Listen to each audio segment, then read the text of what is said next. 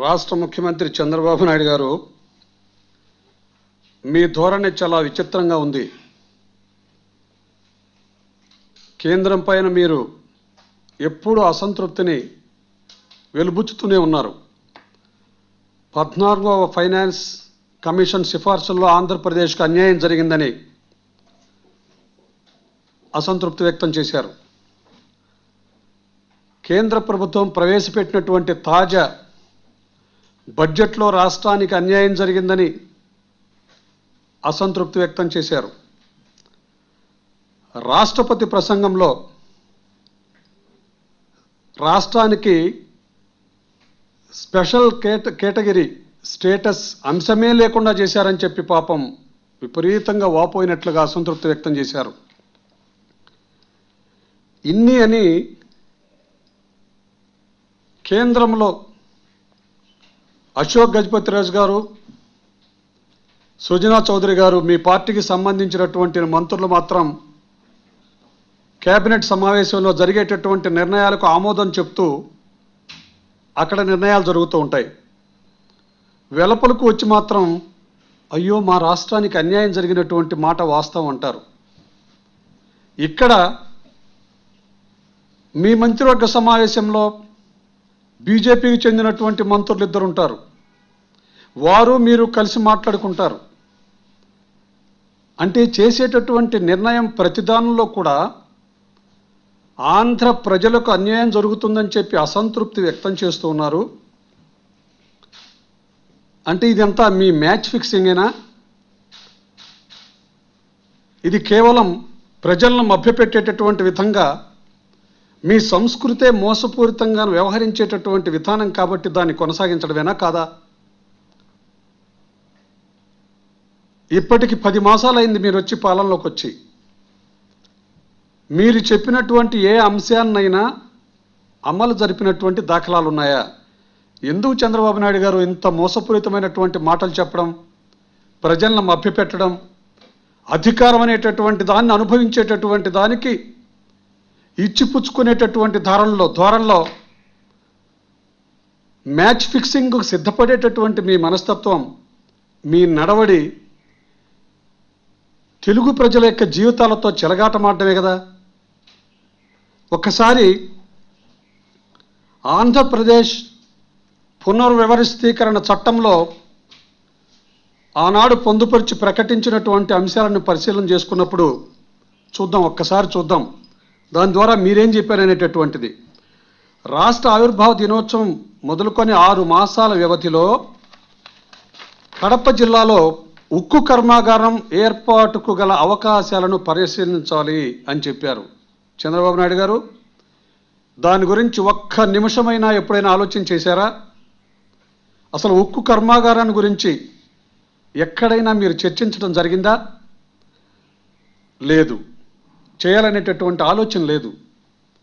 అంతేకాదు, 2 రాష్ట్ర ఆవిర్భావ దినోత్సవం మొదలుకొని 6 మాసాల పరిధిలో green field crude oil refinery petrochemical కాంప్లెక్స్కు ఏర్పాటుకు ఉన్న అవకాశాలను కేంద్ర ప్రభుత్వం పరిశీలించి వెంటనే తుది నిర్ణయం తీసుకోవాలి అని చెప్పారు.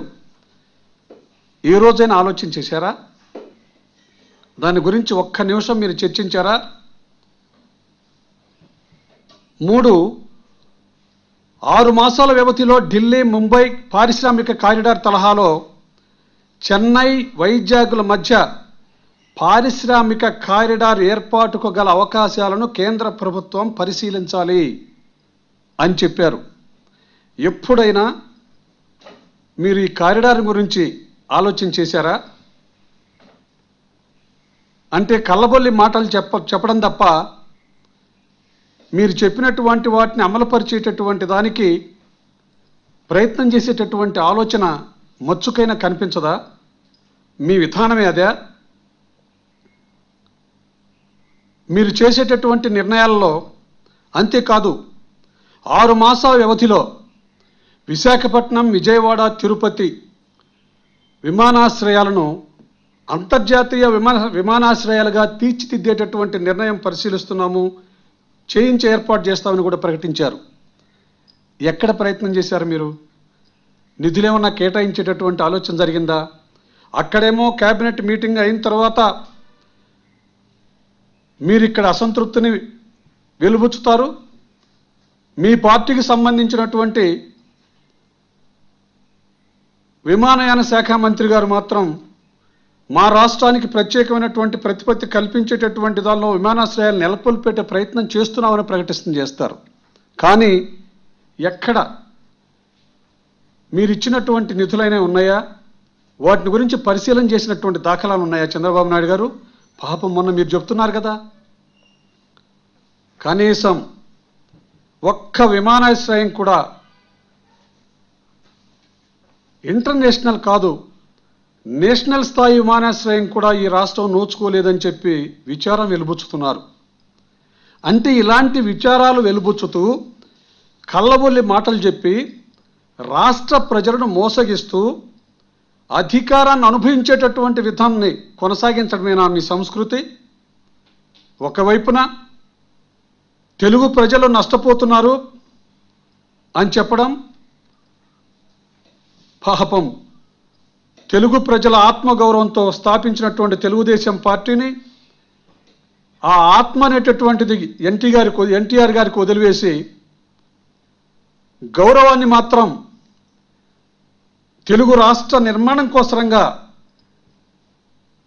తిరుగుతున్నారని చెప్తూ తెలుగు ప్రజల యొక్క గౌరవాన్ని తీసుకెళ్లి ఢిల్లీ నడివీధుల్లో తాకట్టు పెట్టడమే కాకుండా ఇతర దేశాలకు తిరిగి వాళ్ళ దగ్గర కూడా తెలుగు ప్రజల యొక్క గౌరవాన్ని శాశ్వతంగా నేలపాలు చేసేటటువంటి విధంగా వ్యవహరిస్తున్నటువంటి చంద్రబాబు గారు, ఇదేనా మీ సంస్కృతి? ఇదేనా మీ పాలనా విధానం? ఇది కాకుండా రైల్వే బడ్జెట్లో ఏ విధమైనటువంటి నిధులు ఈ రాష్ట్రానికి రాలేదని చెప్పారు. ఈ రాష్ట్రంలో అన్ని రకాల రైలు మార్గాలను పునరుద్ధరించేటటువంటి ప్రయత్నం చేస్తానని చెప్పి ప్రగల్భాలు పలికేటటువంటి విధంగా మీరే చెప్పారు. అది వాస్తవం కాదా? దానికోసం ఎక్కడైనటువంటి పోరాటం చేశారా? ప్రయత్నం చేశారా? ఎందుకు ఈ విధంగా తెలుగు ప్రజల యొక్క జీవితాలతో చెలగాటమాడుతున్నారు?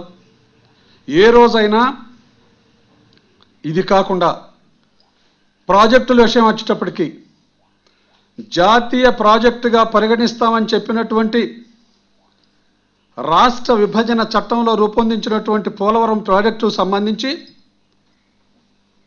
16,000 కోట్ల రూపాయలతో నిర్మాణం చేయాలనేటటువంటి తలపెట్టినటువంటి పోలవరం ప్రాజెక్టుకు 100 కోట్ల రూపాయలు బడ్జెట్ నుండి కేటాయిస్తే అయ్యో అన్యాయం జరిగిందని చెప్పి కళ్ళబొల్లి ఏదో ప్రజల కోసం నేను ఆవేదన చెందుతున్నానేటటువంటి విధంగా నటన చేసావు తప్ప ఇన్ని రకాల మీరు చెప్పినటువంటి వాటిని ఎక్కడ కూడా అమలుపరచకుండా ప్రజలను మోసం చేస్తూ ఉంటే, ఈ రాష్ట్రానికి అన్యాయం జరుగుతూ ఉంటే నీ రాజకీయ స్వార్థం కోసం మీకున్నటువంటి రాజకీయ అవగాహనతో కేవలం అధికారాన్ని అనుభవించాలనేటటువంటి దుర్మార్గమైనటువంటి ఆలోచనతో లాలూచి వ్యవహారాలు చేస్తున్నారు తప్ప ఏ రోజైనా ఈ రాష్ట్రానికి మీరిచ్చినటువంటి హామీలను అమలు జరపనట్లయితే ఇదిగో ఈ రోజు లోపల అమలు జరగకపోతే మేము కేంద్ర ప్రభుత్వంలో భాగస్వాములుగా ఉండం, మీ పార్టీకి మిత్రపక్షంగా ఉండమని చెప్పి కేంద్ర ప్రభుత్వానికి రాష్ట్ర బీజేపీ పార్టీకి మీరు ఎప్పుడైనా హెచ్చరికలు జారీ చేశారా? లేక మీ మంత్రులతో మాట్లాడించారా? అంటే ఎందుకని ప్రజల కోసం పాటుపడుతున్నట్టుగా నటన చేయటం, మాయమాటలు చెప్పడం తప్ప కార్యరూపం దాల్పించేటువంటి ప్రయత్నం చేయరా? ఈ రాష్ట్రానికి సంబంధించి ఆనాడు ప్రధాని మన్మోహన్ సింగ్ గారు 5 సంవత్సరాల ప్రత్యేక హోదా కల్పిస్తామని చెప్తే 5 సంవత్సరాలు కాదు 10 సంవత్సరాల ప్రత్యేక హోదా కల్పించవలసినటువంటి అవసరం ఉందని చెప్పి మేము డిమాండ్ చేస్తున్నాం అని చెప్పి మీరు మీ సహచర ఈ రోజున మిత్రపక్షంగా ఉన్నటువంటి కేంద్రంలో బాధ్యత వహిస్తున్నటువంటి వెంకయ్య నాయుడు గారు, అదేవిధంగా మేధావర్గంగా మీకు తోడ్పడుతున్నటువంటి ఒక పత్రికా ప్రముఖ సంపాదకులు కలిసి ఇక్కడ బ్రహ్మాండంగా జరుగుతున్నటువంటి ఈ కేంద్ర ప్రభుత్వ పాలన ద్వారా రాష్ట్రానికి 10 సంవత్సరాల ప్రత్యేకమైనటువంటి హోదాను కల్పిస్తామని చెప్పినటువంటి మాటలు నీటి ముట్టలేనా? ఎందుకు చంద్రబాబు నాయుడు గారు ఇలాంటి మోసపూరితమైనటువంటి మాటలు చెప్పడం? కనీసం 10 సంవత్సరాలు కాదు కదా, చట్టంలో ప్రకటించినటువంటి ఆనాటి ప్రధానమంత్రి గారు చెప్పినటువంటి 5 సంవత్సరాలకు కూడా గ్యారంటీ లేనటువంటి విధంగా, 5 మాసాలు కూడా గ్యారంటీ లేనటువంటి విధంగా పరిపాలన కొనసాగుతూ ఉంటే ఏ విధంగా ప్రజల గురించి, ప్రజల యొక్క బాగోగుల గురించి, ఈ రాష్ట్ర అభ్యున్నతిని గురించి, ఈ రాష్ట్ర అభివృద్ధిని గురించి మీరు ఆలోచన చేస్తున్నారో ఒక్కసారి చంద్రబాబు నాయుడు గారు చెప్పండి. ఈ రోజున మీరు చేసేటటువంటి నిర్ణయాలు కేంద్ర ప్రభుత్వం నుంచి రావాల్సినటువంటి నిధుల కోసం పోరాటం చేయకుండా మన హక్కులను కాపాడుకునేటటువంటి దానికి మీ పార్టీ నుండి ఏ విధమైనటువంటి పోరాటం లేకుండా ప్రభుత్వంలో భాగస్వాములుగా కొనసాగేటటువంటి దానికి కాలం వెళ్ళబుచ్చటం తప్ప ఎన్ని సంవత్సరాలు ఈ విధంగా కొనసాగుతారు? ఇప్పటికైనా చంద్రబాబు నాయుడు గారు, ఈ రోజున మీరు మంత్రివర్గ సమావేశం ఏర్పాటు చేశారు, కేబినెట్ సమావేశం. ఈ కేబినెట్ సమావేశంలోనైనా ఇప్పటి వరకు కేంద్ర ప్రభుత్వం రాష్ట్ర విభజన చట్టంలో రూపొందించినటువంటి ఆనాడిచ్చినటువంటి హామీలను అమలు పరిచేటటువంటి దానికి ఒక టైం బాండ్ ప్రోగ్రాం చెప్పి, ఒక టైం చెప్పి, ఒక డేట్ చెప్పి, ఈ లోపల మీరు చెప్పినటువంటి వాటిని అమలు పరచనట్లయితే మీకు మా మద్దతును ఉపసంహరించుకుంటాము, మిత్రపక్షం నుండి వైదొలుగుతామని చెప్పి మీరు చెప్పినప్పుడు కొంతవరకు మీలో ఏదన్నా పరిణితి వచ్చిందని, మోసగించేటటువంటి విధానాన్ని నుండి కొంత మార్పును పొందుతున్నారని చెప్పి ప్రజలు మీ నిజస్వరూపాన్ని గమనించి